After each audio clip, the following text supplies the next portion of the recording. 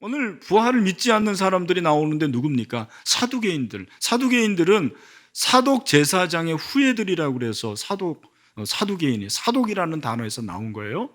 이 사람들은 영혼을 믿지를 않았어요. 천사도 안 믿습니다. 영적인 존재를 믿지 않는 거예요. 그러니까 뭐도 안 믿겠습니까? 부활도 안 믿죠. 18절 부활이 없다 하는 사두개인들 예수님에게 19절 옵니다. 모세가 우리에게 써주기를. 이 모세는 모세 오경을 말하는 거예요. 이 사람들은 모세 오경만 믿어요. 그 모세 오경에 보니까 어떤 사람의 형이 자식이 없이 아내를 두고 죽으면 그 동생이 그 아내를 취하여 형을 위하여 상속자를 세울지니라. 이게 바로 계대 후손법이에요. 형이 결혼을 했는데 상속자가 없이 죽잖아요. 그러면 형의 아내가 동생에게 시집을 가는 거예요.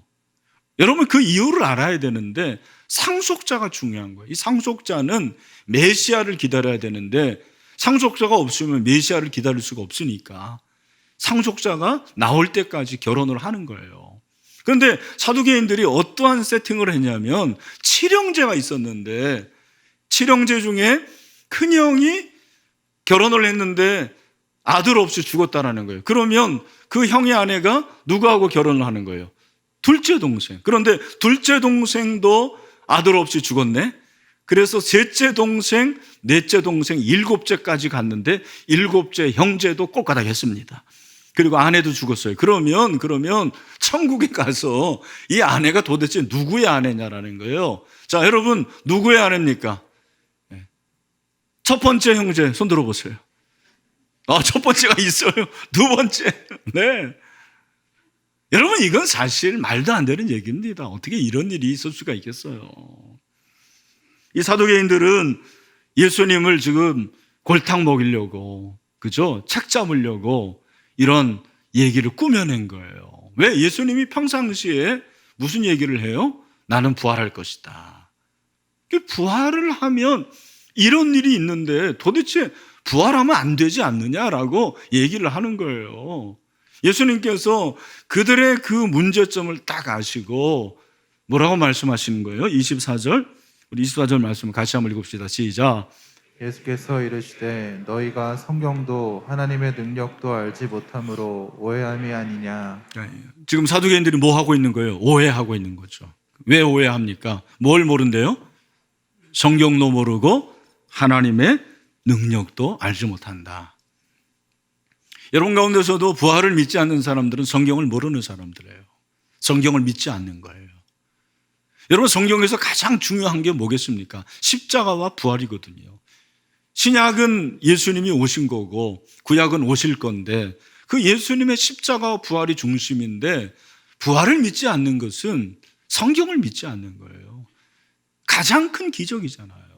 C.S. 루이스에게 제자가 와가지고 선생님 저는 성경을 믿고 싶은데 기적이 안 믿어집니다. 어떻게 5,000명을 먹이고 오병이어로 그리고 무리를 걷고 그리고 죽은 사람을 살리고 또 죽은 자가 살아납니까? 이게 말이 됩니까? 그랬을 때 C.S. 루이스가 한 얘기가 뭐냐면 자네 성경에서 기적을 빼버리면 겉표지와 맨 마지막 표지만 남네 그랬어요.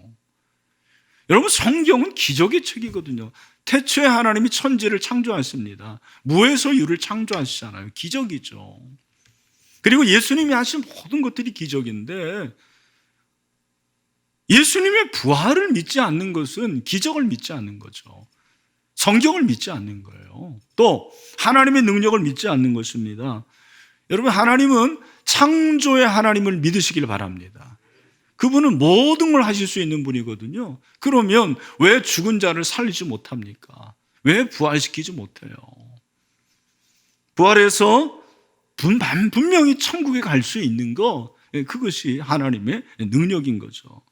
예수님께서 그렇게 말씀하시면서 25절 사람이 죽은 자 가운데서 살아날 때에는 장가도 아니가고 시집도 아니가고 하늘에 있는 천사들과 같으니라. 여러분 부활해서 갈 천국은 이 세상의 이치와 달라요. 그걸 여러분이 아셔야 돼요.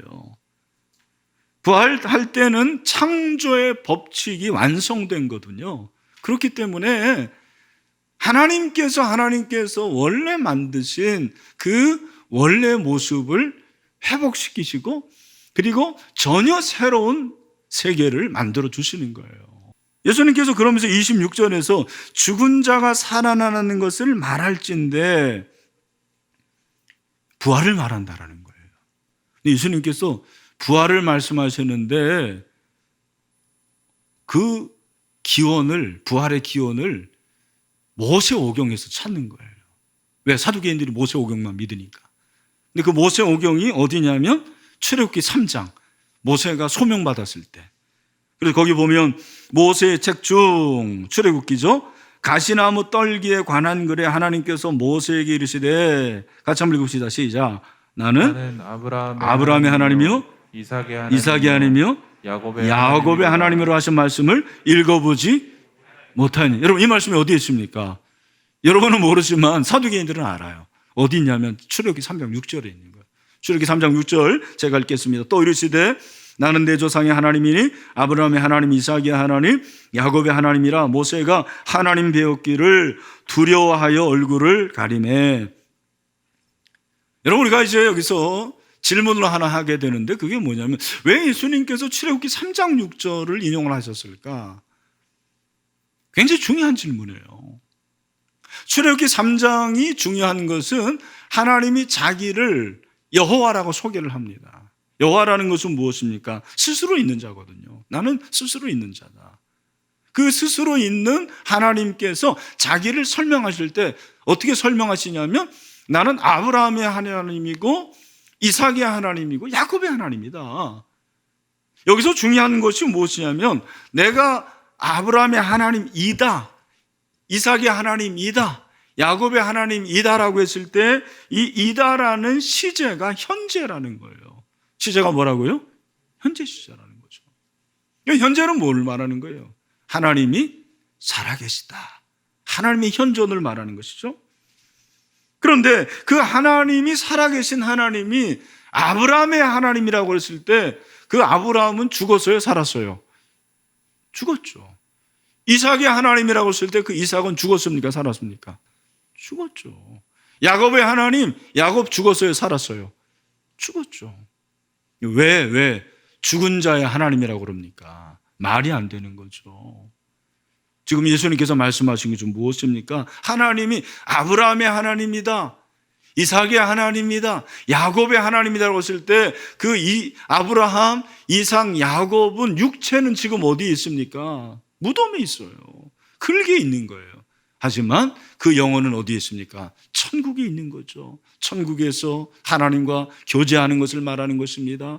비록 그들의 육체는 무덤에 있지만 영혼은 죽은 게 아니라는 것입니다. 영혼이 천국에 있다는 말이죠. 그 영혼이 부활의 영광에 동참하고 있음을 말씀하고 있습니다. 그래서 이미 출애굽기 3장 6절에 내가 아브라함의 하나님이다, 이삭의 하나님, 야곱의 하나님이라는 것은 부활을 예언한 것입니다. 그래서 그들이 영원히 살아있다라는 것을 말씀하고 있습니다. 여러분, 마찬가지로 저와 여러분 모두 다 비록 죽으면 흙에 들어가는 거죠.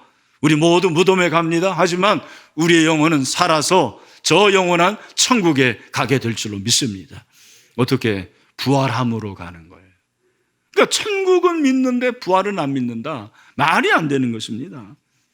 예수님께서 이 말씀하실 때 사두개인들이 아마 깜짝 놀랐을 거예요. 이야, 그렇구나. 자기들이 전혀 생각하지 못하는 걸 말씀하시는 거죠.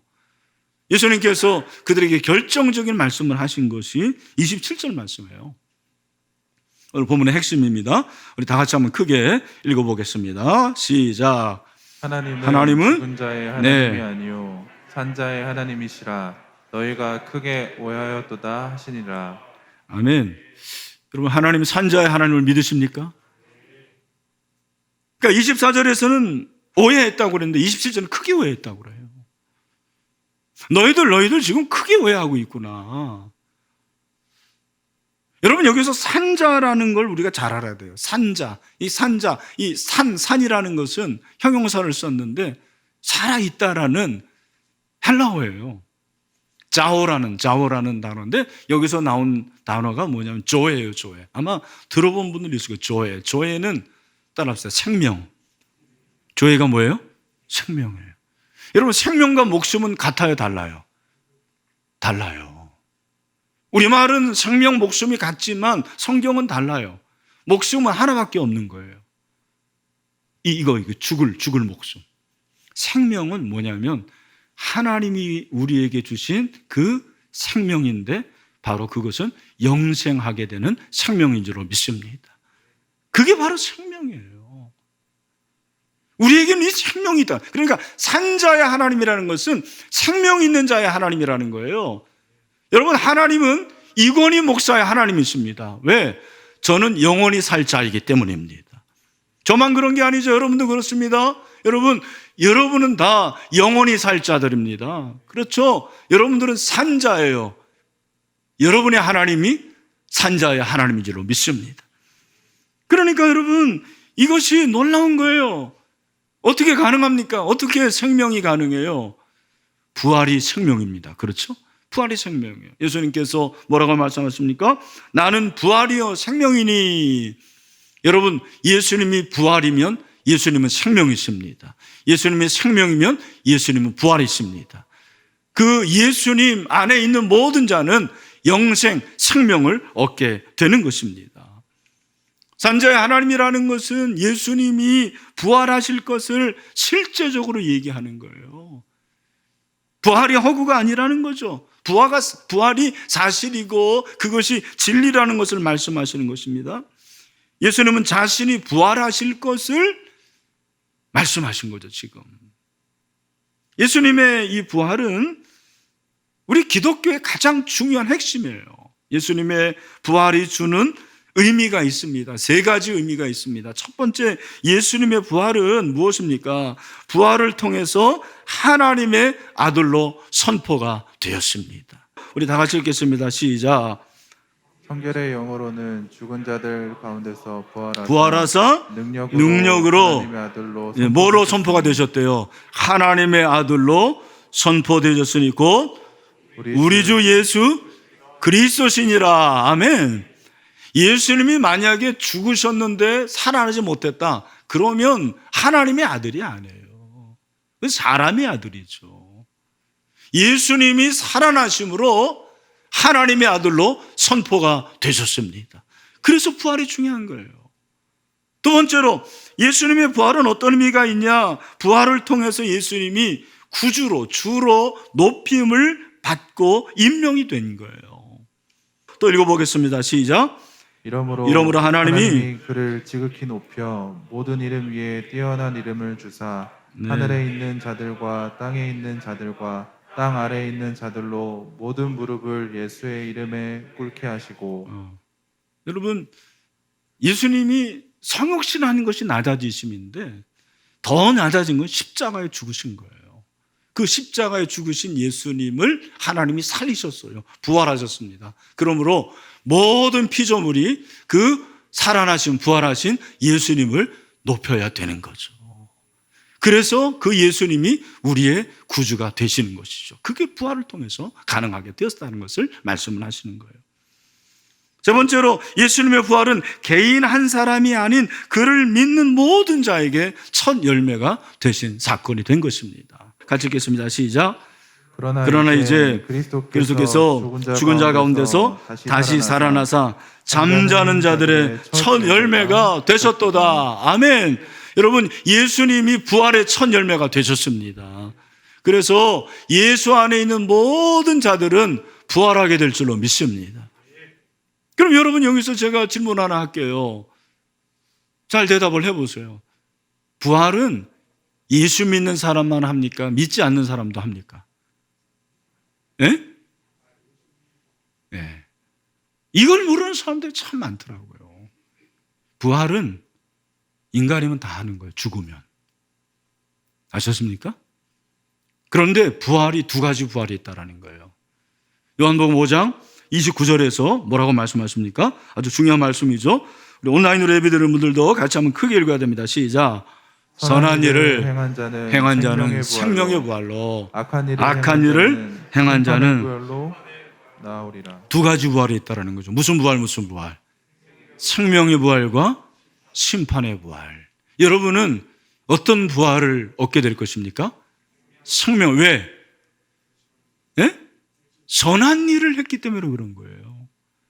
여러분, 여기서 선한 일을 이해를 잘해야 돼요. 선한 일이 선행이 아닙니다. 이 선한 일이라는 것이 착한 일, 구제가 아니에요. 많은 사람들이 그렇게 생각하는 거예요. 착한 일 해야지 천국 가고, 착한 일 해야지 부활한다고 생각해요. 그거 착각입니다. 선행이 뭐냐? 예수님이 말씀하셨어요. 그 바로 앞에 요한복음 5장 24절에서 중요한 말씀 하시잖아요. 다 같이 시작. 내가 진실로 진실로 너희에게 이르노니 내 말을 듣고 또 나 보내신 이를 믿는 자는 영생을 뭘 얻었어요? 영생을 얻었어요? 얻을 것입니까? 얻었고 뭐에 이르지 않는 심판에 이르지 아니하니 사망에서 뭐로 옮겼습니까? 생명으로 옮겼느니라. 할렐루야. 이게 놀랍다라는 것입니다. 인간은 다 죽어요. 사후세계가 있다니까요. 제가 말씀드렸잖아요. 유물론자들이 착각하고 있는 게 바로 이거예요. 영혼이 있고 그 영혼이 살아나는 거예요. 그러나 예수를 믿는 자는 영생하는 천국에 이르게 되고, 믿지 않는 자는 그들도 영생한다니까요. 근데 어디에 가는 거예요? 지옥에, 심판에 이르는 것입니다. 여러분, 저 여러분이 산자가 되어서 저 영원한 천국, 생명의 부활을 얻게 된 줄로 믿습니다. 얼마나 감사한 거예요. 이게 감사한 것입니다. 그러므로 산자는 어떻게 살아야 됩니까? 이것이 중요한 거죠. 그냥 내가 살게 되었다, 부활하게 됐다, 그것으로 끝나는 게 아닙니다. 산자는 어떻게 살아야 됩니까? 따라합시다. 산자는 생명의 냄새를 내야 합니다. 뭐를 내야 된다고요? 생명의 냄새를 내야 돼요. 혹시 여러분 음수라는 단어를 아세요? 음수. 아마 잘 모르실 거예요. 우리 집에서 사용하는 전문 단어입니다. 음수가 뭐냐면 음식물 쓰레기의 줄임말입니다. 여러분, 그 음식물 쓰레기 너무너무 냄새가 나서 우리 아이들은 아예 가까이 오려 하지도 않아요. 뭐 버리기는커녕 가까이 오려 하지도 않습니다. 그럼 누가 버릴까요? 누구의 몫일까요? 네, 이건희 목사의 몫입니다. 물론 제 아내도 버리지만 제가 버려요. 제가 음식물 쓰레기를 이렇게 버리러 갈 때마다 생각하는 게, 야, 어떻게 이런 냄새가 나지? 어떻게 이런 냄새가 날까? 썩은 냄새예요. 왜? 생명이 없으니까 그런 거예요. 생명이 없는 곳에는 썩은 냄새가 나더라고요. 생명이 있으면 냄새가 안 나요. 참 신기해요. 인간이 살아있을 때는 냄새를 잘 모르는데 죽으면 시체 썩는 냄새가 얼마나 고약한지 몰라요. 근데 성경은 뭐라고 말하냐면, 여러분, 산자는 생명이 있기 때문에 생명의 냄새를 내야 된다, 그렇게 말씀하시는 거예요. 생명의 냄새를 내라. 고린도후서 2장 14절 15절에서 한번 들어보세요. 항상 우리를 그리스도 안에서 이기게 하시고 우리로 말미암아 각처에서 그리스도를 아는 냄새를 나타내시는 하나님께 감사하노라. 이 사람에게는 사망으로부터 사망에 이르는 냄새요, 저 사람에게는 생명으로부터 생명에 이르는 냄새라. 누가 이 일을 감당하리요?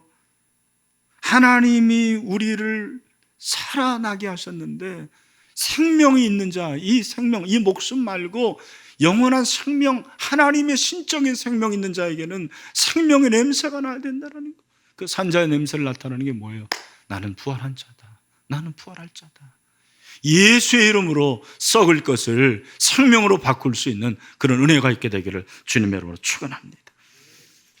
미움도 이기세요. 두려움도 이기십시오. 부활의 능력이 있는 사람, 걱정과 두려움 이길 수가 있습니다. 여러분, 산자라고 해서 두려움이 몰려오지 않는 게 아니에요. 근심이 없는 게 아닙니다. 실패가 있습니다. 낙심이 있습니다. 우울할 때도 있어요. 그러나 산자 이 생명이 있기 때문에 부활의 생명으로 이 썩을 것을 이길 수 있는 생명으로 바꿀 수 있는 그런 능력이 내 가운데 있는 것입니다. 여러분이 그렇게 됐으면 좋겠어요. 또 한 가지, 살아있는 자는 따라합시다. 생명을 낳아야 한다. 생명이 생명을 낳더라고요. 죽은 자는 생명 못 낳아요. 제가 나이 많이 먹지는 않았지만 정말 신기한 게 생명인 것 같아요. 생명을 만들 수가 없어요. 모조품은 만들지만, AI는 만들 수 있지만 생명은 못 만들. 자꾸만 생명도 만들 수가 없어요. 근데 생명은 생명을 낳아요. 여러분, 이제 그 복음서를 쫙 읽어보면 예수님의 제자들도 사실은 예수님이 부활했다는 것을 믿었어요, 안 믿었어요? 거의 안 믿어요. 의심해요.